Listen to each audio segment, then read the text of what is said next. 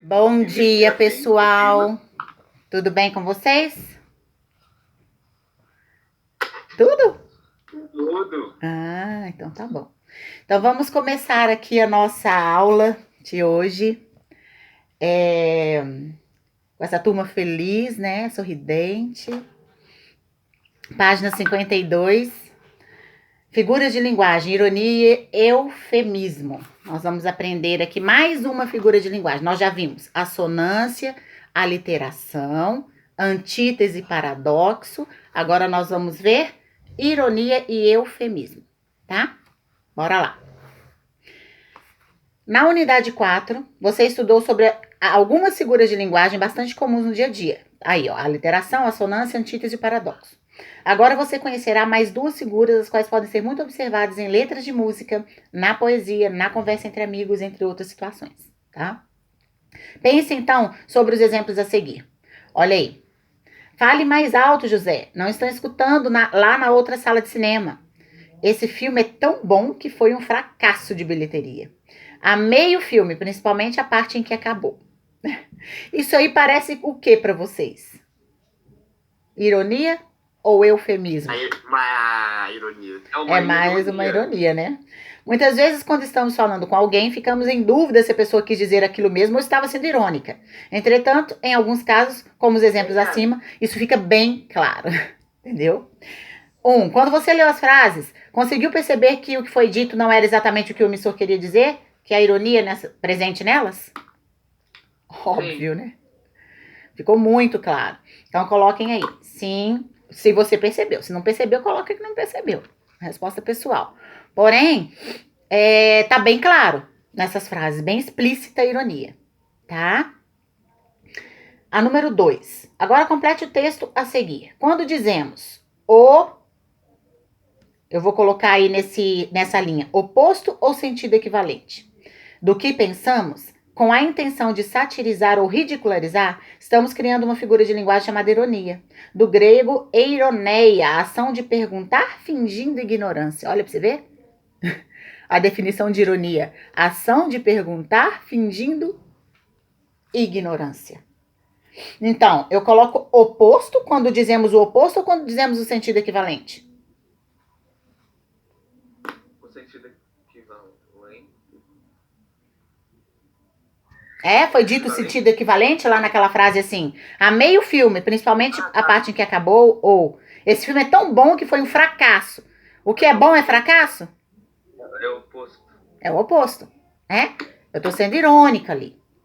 Então, coloco o oposto aí nesse espacinho e grifem para mim, principalmente o último parágrafo. Ironia, ação de perguntar fingindo ignorância. Tá? Grifem aí com marca-texto. Ou com caneta, o que vocês tiverem aí. Para ficar fácil da hora de estudar. Tá? Ironia, o finalzinho do quadrinho. Ação de perguntar fingindo ignorância. Vamos lá. 3. Escreva você, agora, um exemplo de uma frase em que haja ironia presente. E aí? Vocês são bons nisso. Os adolescentes, principalmente. Hã?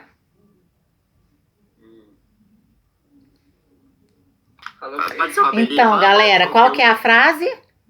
Essa piada é tão engraçada. Ha, ha, ha. Isso, a da Belle também ficou boa. Fala, Belle. Nossa, como você é delicada, conseguiu quebrar todos os meus vasos. Isso. Ou seja, trouxe uma oposição aí e foi irônico ao mesmo tempo. Ok. Vamos então para 4, página 53. Observe as frases a seguir. Infelizmente, você não fará mais parte do elenco do filme.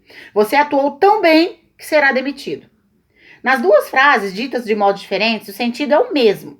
Qual? Ironia. O sentido. O que ela está querendo dizer? Tá. O sentido é o mesmo, que o cara vai ser demitido, o cara vai embora, não vai fazer mais parte do elenco, não é? O sentido é que a pessoa não vai mais fazer parte do elenco do filme. É a mesma coisa que ele diz tanto na frase 1 quanto na frase 2. Tá? Bom, na letra B, em qual das frases o emissor quis amenizar, suavizar a demissão da pessoa? A segunda. Não é bem na segunda que ele está dizendo que ele vai ser demitido, André? Na verdade, Onde que ele quis amenizar?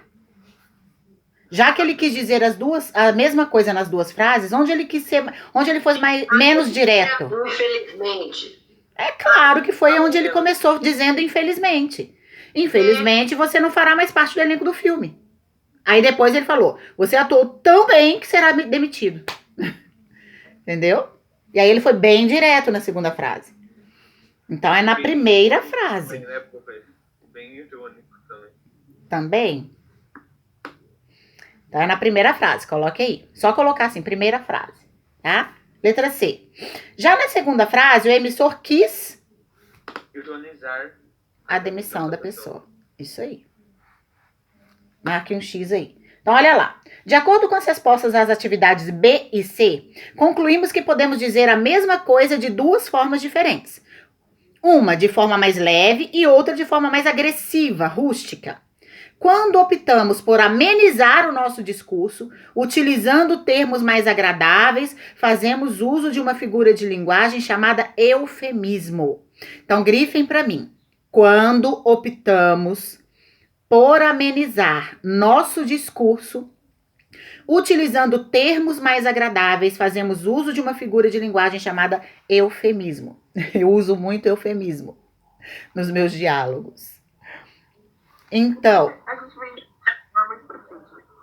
Oi? Oi? Vai ver isso melhor mais pra frente, né? Não, nós estamos vendo agora. Não, tipo, mais... Sim, a gente vai se aprofundando agora, pá. Hoje é o dia da gente ver isso de forma aprofundada. O eufemismo e a ironia. É o que a gente está estudando hoje, tá? Porém, aquilo que vocês não tiverem entendido, podem me perguntar, tá bom? Então, vamos retomar. O exemplo de eufemismo aqui tá na primeira frase. Infelizmente, você não fará mais parte do elenco do filme. Não é uma informação meio tensa, só que foi dita de uma forma branda, não é?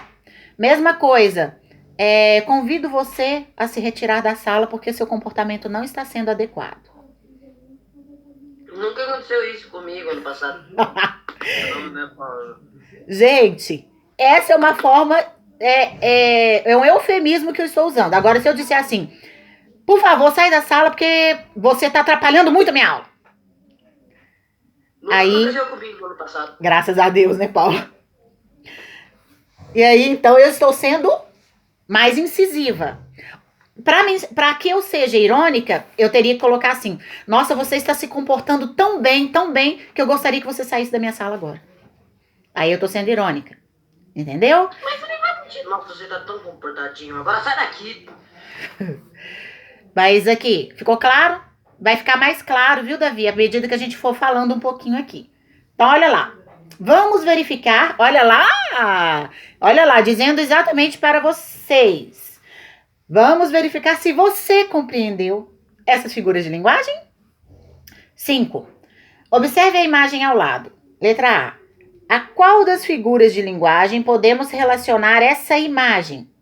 Ironia ou eufemismo? Justifique a sua resposta. Dá uma olhada na imagem. Professora, só tá um homem olhando para um pente. Como que eu vou identificar qual das duas é? Pera aí, deixa eu só ouvir o que o Davi falou.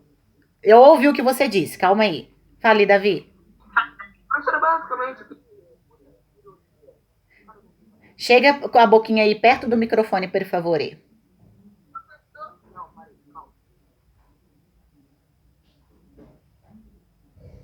Eita, Já tá desligado. ele vai arrumar lá um jeito de falar melhor, a dúvida dele. Mas vocês estão olhando, Então, vocês estão olhando para a figura. Normalmente quem usa pente?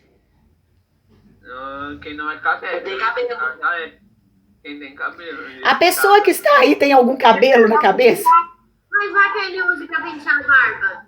professora. A barba dele realmente é longa. Olha, nossa, esse machismo nessa sociedade tão preconceituoso.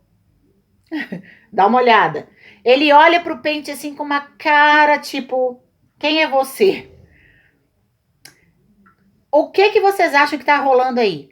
Uma ironia ou um eufemismo? Uma ironia. Não é irônico alguém usar pente sendo que não tem cabelo? Pra pentear? Lembra que a ironia sempre traz a questão da oposição. Tá? Aí a gente vai por no porquê ironia, porque ele Por não tem quê? cabelo. Pois o homem não tem cabelos e, ironicamente, tá com pente na mão. Pra que ele tá com pente na mão? E se ele não usar o pente pra pentear cabelos e sim pra escovar sua barba? A barba dele é curtinha também. Se fosse aquela barba de... Como é que chama a barba longa? Não, sério, sério. O pente, porque ali a barba daquele jeito, você não penteia com pente. A não ser que seja um pente bem fininho pra trazer ela juntinha, porque ela é uma barba que tá colada no rosto dele, né? Se fosse uma barba longa, aí sim, eu poderia falar, nossa, tá dando uma duplicidade aqui, eu não sei. Ou ele pode estar pegando o pente pra pentear a barba. Se for a barba do meu marido, por exemplo, que já tá aqui, ó. Aqui. Penteia assim, ó. Entendeu? Agora não é o caso da figura, né? Ok? Ficou claro? Ô, prof, por que você mudou sua foto de perfil? Porque é a semana do meu casamento. Mas tá você, devia estar você. Ah, mas é porque é as fotos do meu dia da noiva. Eu vou colocar hora ele, hora eu e ele, hora eu. O dia do casamento, quem é a atração, assim? Quem que você espera entrar pela porta? Você quer ver a noiva. A única pessoa que espera o noivo é a noiva. Ela quer ver ele lá no altar. Todo mundo quer ver a noiva no dia do casamento.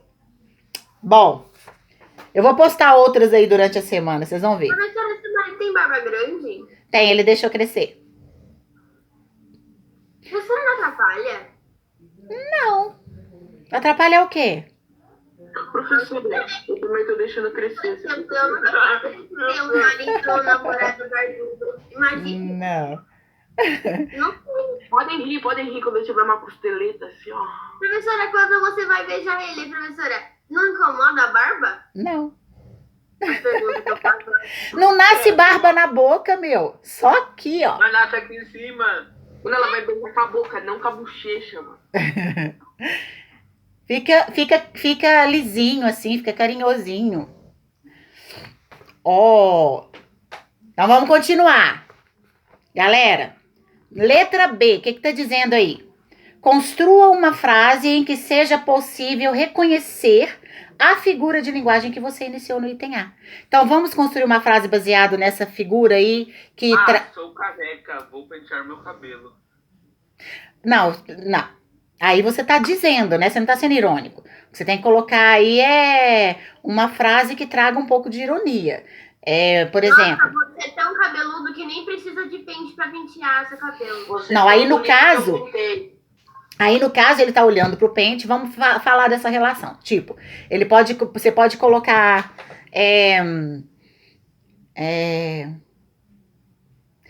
eu ainda pentei os meus cabelos com você. Tipo, ele pode estar olhando pro pente e falando isso. Eu ainda pentei os meus cabelos com você. Ou seja, que cabelos? Ele não tem cabelo, ele é careca. Qual outra frase? Bora lá.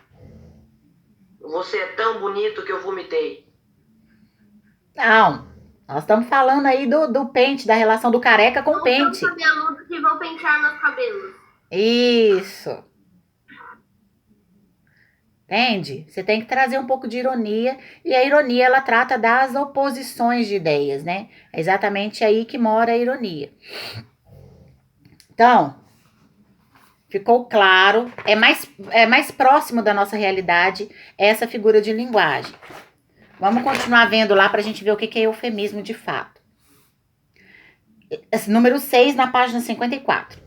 Leia os seguintes trechos que fazem parte de textos literários e apresentam eufemismos. Depois escreva em cada um o que o poeta quis suavizar. O primeiro, letra A. Alma minha gentil que te partiste. Tão cedo desta vida descontente.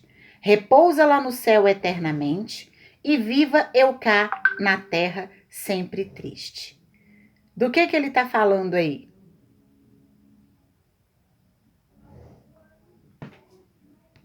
O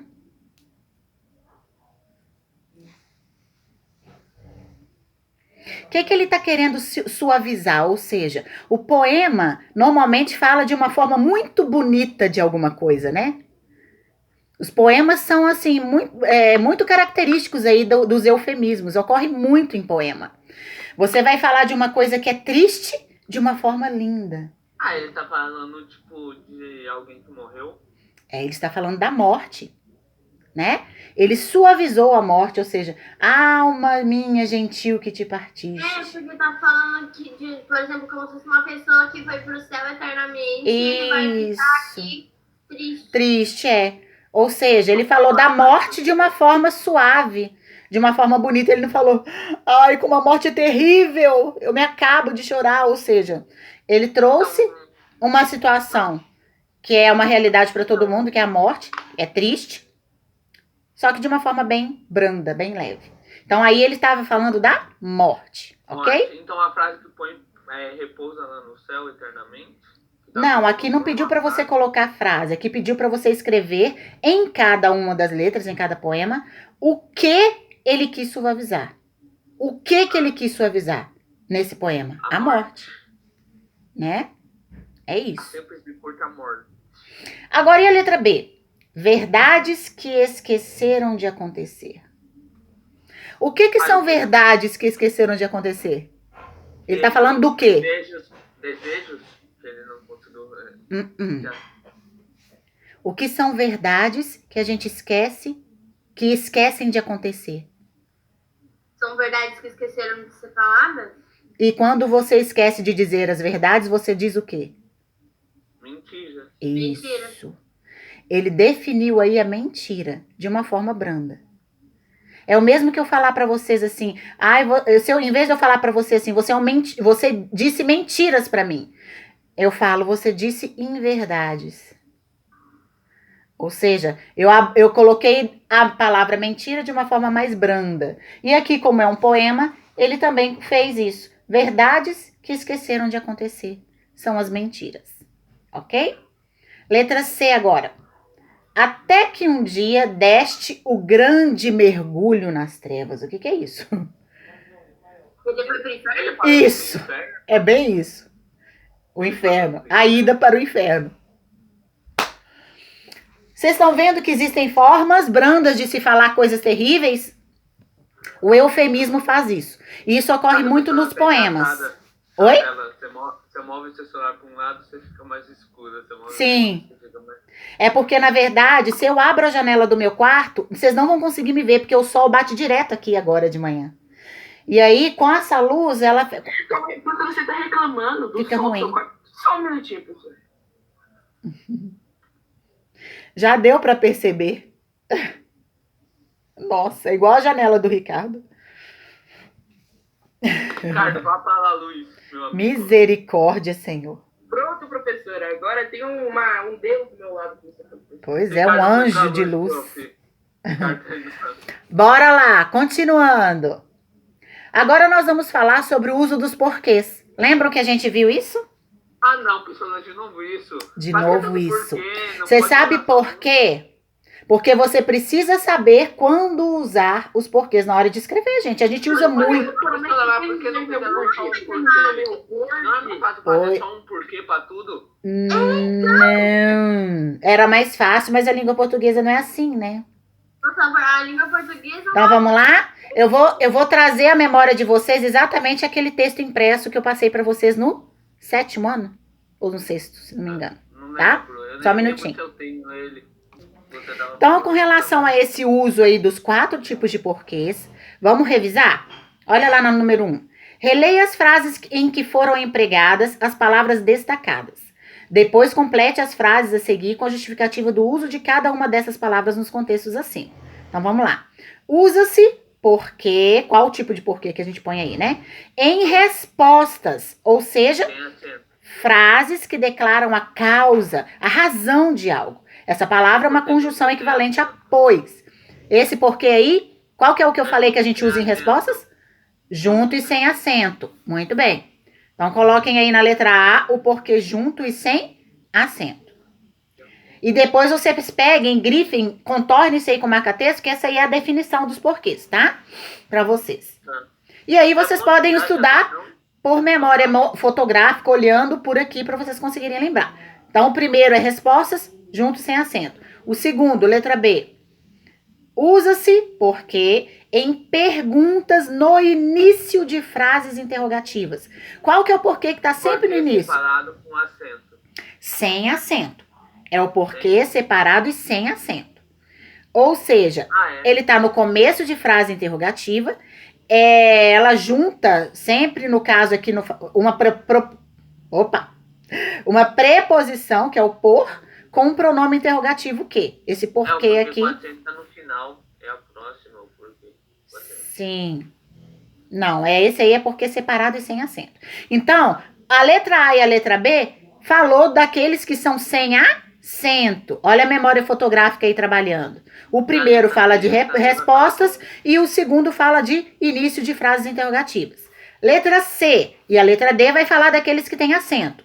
O primeiro vai ser o separadinho, a letra C. Usa-se porque, aí separado e com acento, no final de frase interrogativa. O porquê separado e com acento é sempre no final de frase interrogativa. Mas lembre-se, pode vir acompanhado de interrogação ou não, como está no texto que a gente leu aí, tá? Letra D de dado. Sobrou então porquê junto e com acento, que é aquele que é equivalente a causa, motivo ou razão. Essa palavra é um substantivo e nesse caso deve vir acentuado e precedido do artigo o. Lembra que eu falei que o porquê junto e com acento sempre vem com o artigo na frente? O porquê, ok? E aí agora, esses exercícios abaixo aqui são para verificar se você aprendeu. Eu quero que vocês façam eles e memorizem aí o uso dos porquês. Não é difícil, é fácil, vai cair na prova, né? E é algo que vocês precisam aprender. Não se admite escrita de um texto com os porquês usados de forma inadequada, tá bom? Belezinha? Tá bom.